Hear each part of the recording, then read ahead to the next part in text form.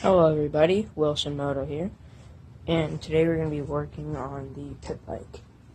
So basically what I want to do today is remove the carburetor, take the exhaust off, and possibly even remove the engine, because she's going to need to rebuild, because it's got no compression. Right here is just a sucking from the carburetor sucking in air. It's basically got no compression. Like, I shouldn't be able to do this easily. I got an 80cc and it kicks harder than that. This is a 90, really just a piece of junk Chinese, so it does need a rebuild. So, yeah, we'll get started on that. First with the carburetor. Well, let's get to that. So basically, to completely remove the carburetor, all you're going to want to do is there's a bolt right here and one on the other side, and then you can take this whole thing off, remove the throttle assembly, the fuel line, and that's about it. So for me, all I need is a size 10 focus, size 10 wrench. I'm just gonna go at it and just take all these off. There's one on this side, and then there's one on the other side. So just get those two off, and then you'll be good. Alright, so we got those two bolts off. Now the carburetor is just dangling here. It's actually going to zoom out. There we go. So the carburetor is just dangling here. Such a light in the background. You're going to have fuel coming out. I turned it off, so it'll stop in a minute. And then you're just going to remove your throttle cable line, which is this twist cap right here. The fuel line, which is right behind it. And then you're good.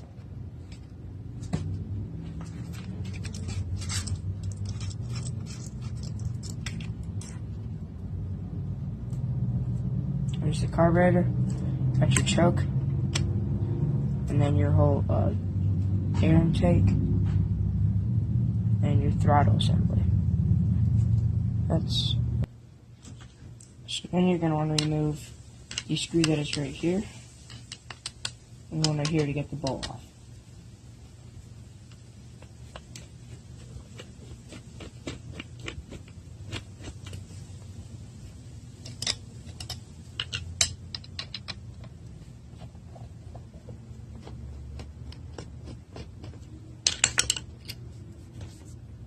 And a little bit of gas mask, make sure you got like a rag. Most of mine already poured out over the floor. And my gasket, I need a new one because I'm extended. So then right here, what you have now is you have your float. You got your float. You got your needle, which is right underneath this, and then the seat. And you have your big jet, your smaller jet. You got your idle screws, choke, throttle. And that's just the basic rundown. And this is where your fuel line hooks up to. Right there. On that nipple.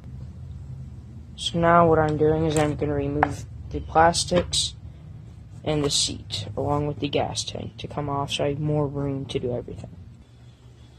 Okay, so I got the gas tank and all the plastics off. So for me it was relatively easy because, well, when I bought it, it didn't come with any on it, basically, because all the bolts were missing, so I just had to zip tie it all together, so that's why mine came off easily. But if yours has bolts and stuff, just take those off. So now, the spark plug cover, I'm not going to take that on, you have the size socket for the spark plug. And then, probably exhaust, which should be easy if the zip tie somehow is not melted. Extra shaky exhaust, perfect. Size 10mm to get all that off, something like that. So I just gotta get these two off. This is probably your main lack of compression. There's no seal on it. And they were actually literally, this exhaust was falling off. Like, you could just twist the whole thing. So I tightened them up, but that's my main lack of compression loss that I'm having with this thing. So go ahead and take those off and I'll get back.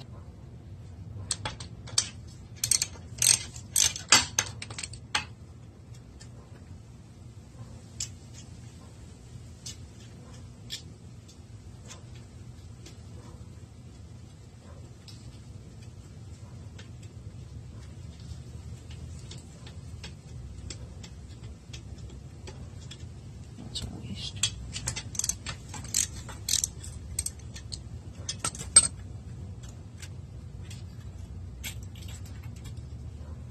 not believe these things are not welded onto the heat.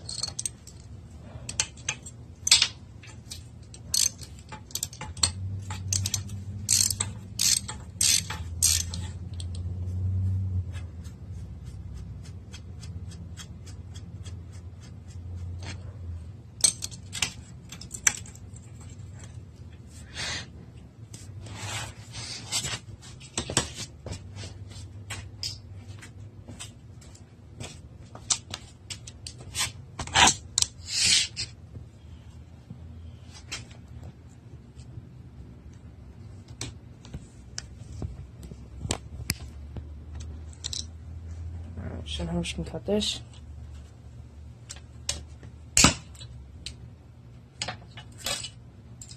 This is how everything should be, basically. Just kidding, this is really bad. Do not recommend this at all. Come on. Alright. Exhaust system is out. Engine is basically prepared. And that's caught. Okay, there we go.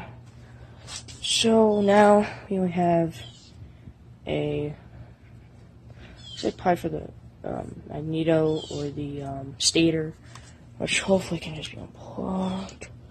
See right there. What's wrong with this?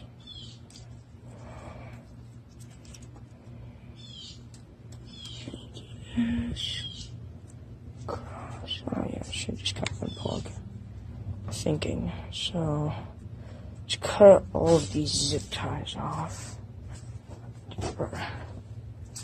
Pair of pliers. This is my electric job. It was really temporary. I had a feeling I needed to rebuild the whole time. Since I bought it, I mean, I paid $100 for it or something. What can you expect? $10 rebuild kit, $30 for the whole thing, so I'm probably just gonna do a complete rebuild on it. Why is this already dangling down? One more. What is that? Alright. There we go. And of course, there's one that I didn't even put on there. Little tiny zip tie.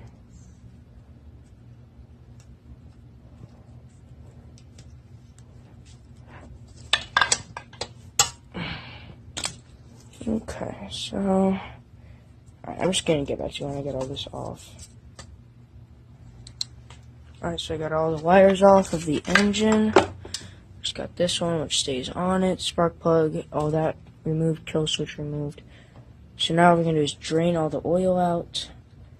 And then, oh yeah, I take the master link out of the chain, which is sitting right here somewhere. And then we'll take the chain off, and then remove the engine bolts, and it should come right out.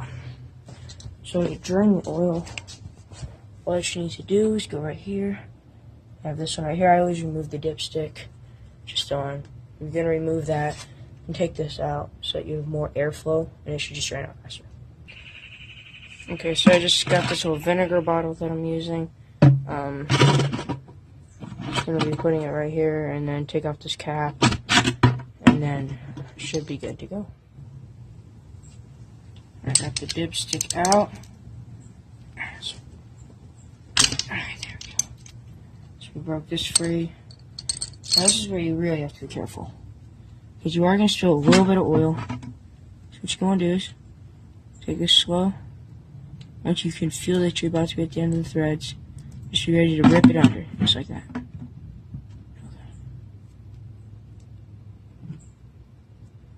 Whew. That's very minimal, very good. And if you're just going to let that drain, just like so. Jeez. I already got the dipstick out, which is actually better placed, but it's just right there so you don't lose it. I'll just let this drain. And it shouldn't take too long, but, you know, we'll just see.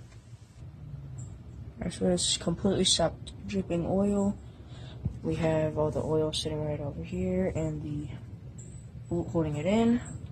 So we're just gonna take this dipstick, put it back in, just like so. And we're also going to be taking this bolt and putting it back in just so we don't lose it, and in case that there is just a little bit more oil in there, it won't drain. We're not going to tighten it since there's no oil in it. We're just going to tighten it down. So now what we're going to work on, since I only have brakes, you can probably have to remove your brakes, but these have been gone, and when I bought it didn't come with them, but it's got front brakes, so we're good.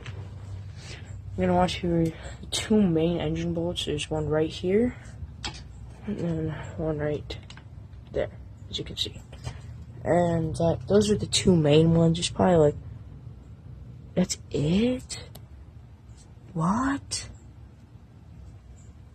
Oh my gosh, I feel like there's like a bar going down, like most dirt bikes have bars going down right down here that connect the whole chassis together with skid plates. That's it. That's dangerous, honestly. Only two engine mounts, dude. I know it's a tiny dirt bike, but like, still though. Alright, let's get this engine out of here. Alright, so we got the engine out. Bike fell over, but the engine's out.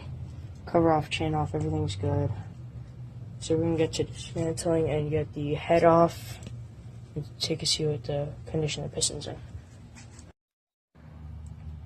Alright, so it's probably been about 2 hours now since I picked up the camera, as you can see. Been working out this piece of junk, but finally got it all apart. As you can see, no scoring on the chamber, which is good. I have marked my timing gear and chain so that I know the correct timing if it comes apart. And if you are wondering, for these tiny little pit bikes and ATV engines, you can see that there is a T. It's a T right there. T, then an F, then the line. And then where it lines up, let me find it, and I'll point it out. Alright, it lines up right where I got that red mark, just like that dash, lines up right there. And that is top dead center for when you're trying to do these rebuilds. You have to have your engine at top dead center for markings. That is top dead center. So as you can see, tons of carbon deposit, like cuts my fingers and going across it on the piston. One of the piston rings is shot completely. I mean, it's just completely overgrown. The rest are completely seated. This one isn't. Why is the camera quality so good? Yeah, that's a little better.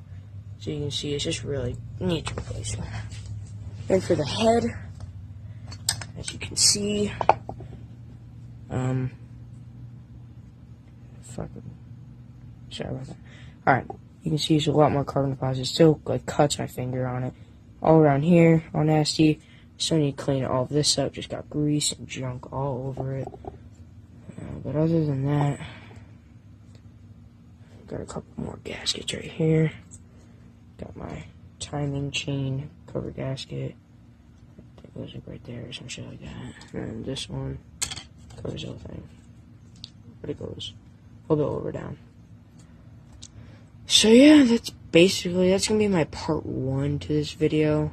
What I want to do is buy a new piston, new rings, new head, new cylinder, and new exhaust. Because everything's just shot. So basically, this is what I'm stuck with right now. God, this camera. Focus. Wait. Come on. There we go. It's just a plain bike. If I have to do that, still have the old, like, bottom end, the whole engine part to it, but just the valves, the cylinder itself, and the exhaust and the piston rings need to be replacing. I could probably get away with what it was, because I should have explained it a little bit better in the beginning.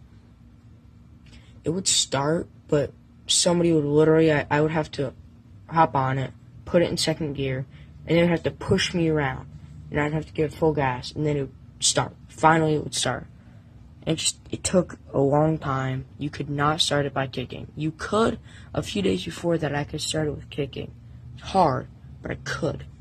Then just didn't want to anymore. It was just like, it's starting to just destroy itself. I got a feeling about it. Doesn't seem right, and after a few days, I know that's the problem, not the problem. and I could get away with this for a good long while, but I want it to have a lot better compression. So you could tell I had no compression, basically. I shouldn't be able to do it that easily. There should be some type of push. I gotta push it a little bit harder. See, like right here, it gets harder. And that's what I should have been felting, and I was not feeling it at all. Why did my brightness go down? It needs to go up. No, it's too much.